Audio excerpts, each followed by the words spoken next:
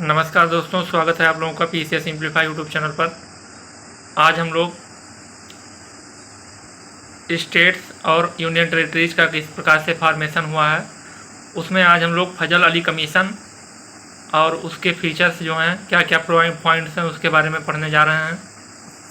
The creation of Andhra state intensified the demand from other reasons for creation of states on linguistic basis, यानी भाषाई आधार पर जब राज्यों का विभाजन हुआ उसके बाद में आंध्र प्रदेश का जब विभाजन हुआ भाषाई आधार पर, उसके बाद में और भी स्टेट्स इंटिफाइड हो गए कि हमको भी अब भाषाई आधार पर विभाजन किया जाना चाहिए। This force the government of India to appoint a 3-member state reorganization under the commission of Fazal Ali to examine the whole question. और इसने अपना रिपोर्ट 1955 में दिया। It accepted language as the basis of reorganization of states, but it rejected the theory of one language, one state. Its view was that the unity of India should be regarded as the primary consideration in any redrawing of the country's political units. It identified 4 major factors that can be taken into account in any scheme of reorganization of states. पहला provision ये किसने क्या बताया? इसने कहा कि preservation and strengthening of the unity and security of the country. जब कोई स्टेट को बांटा जा रहा है उसमें उस कंट्री में का यूनिटी और सिक्योरिटी मेंटेन होना चाहिए। दूसरा इसने कहा लिंग्विस्टिक एंड कल्चरल होमोजेनिटी भी मेंटेन होना चाहिए। तीसरा financial, economic and administrative considerations को भी ध्यान में रखा जाना चाहिए। और चौथा इसने कहा planning and promotion of the welfare of the people in each state as well as of the nation as a whole, यानी उस स्टेट का भला हो, साथ में जो वह देश है उसको भी ध्यान में रखना चाहिए। The commission suggested the abolition of the 4-fold classification of states and territories under the original constitution and creation of 16 states and 3 centrally administration territories.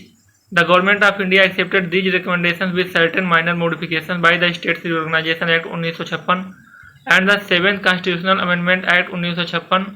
The distinction between Part A and Part B states was done away with. Part C were abolished. Some of them were merged with adjacent states and some other were designed as union territories. As a result, 14 states and 6 union territories were created on November 1, 1956. इस प्रकार से 14 state और 6 union territories का creation कब हुआ? 1 नवंबर 1956 में। The states reorganisation act 1956 establish the new state of Kerala by merging the Travancore Cochin state with the Malabar district of Madras state and Kasaragod of South Kannada. It merged the Telugu-speaking areas of Hyderabad with the states of Andhra Pradesh to create Andhra Pradesh state. Further, it merged the Madhya Bharat state, Vindhya Pradesh state and Bhopal state into Madhya Pradesh state. Similarly, it merged the Saurashtra state and Kutch state into that of the Bombay state, the Coorg state into that of Mysore state, the Patiala and East Punjab state into that of Punjab state and the Ajmer state into that of Rajasthan state. Moreover, it created the new union territory of Lakshadweep, Minikai and Amandeep Islands from the territory detached from the Madras state. इस प्रकार से इसमें 14 state और 6 union territories का formation हो गया 1 नवंबर 1956 में।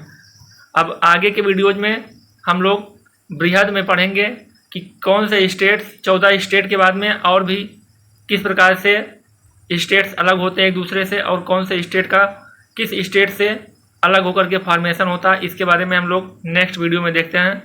तब तक के लिए आप लोग वीडियोज को देखते रहिए और वीडियो को लाइक करें। साथ में आप लोग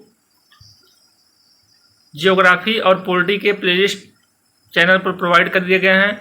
ज्योग्राफी के कंप्लीट क्लासेस इसी चैनल पर अवेलेबल हैं। आप लोग RO PCS लेवल तक इस चैनल पर ज्योग्राफी, पॉलिटी और सभी सब्जेक्ट्स की जितने भी प्लेलिस्ट बनाए हैं आप लोग प्लेलिस्ट सेक्शन में जा करके वॉच करें और वीडियो और चैनल पर बने रहें। आगे के वीडियोज में फिर से मिलते हैं, तब तक के लिए देखते रहिए पीसीएस सिंप्लीफाई यूट्यूब चैनल। जय हिंद, जय भारत।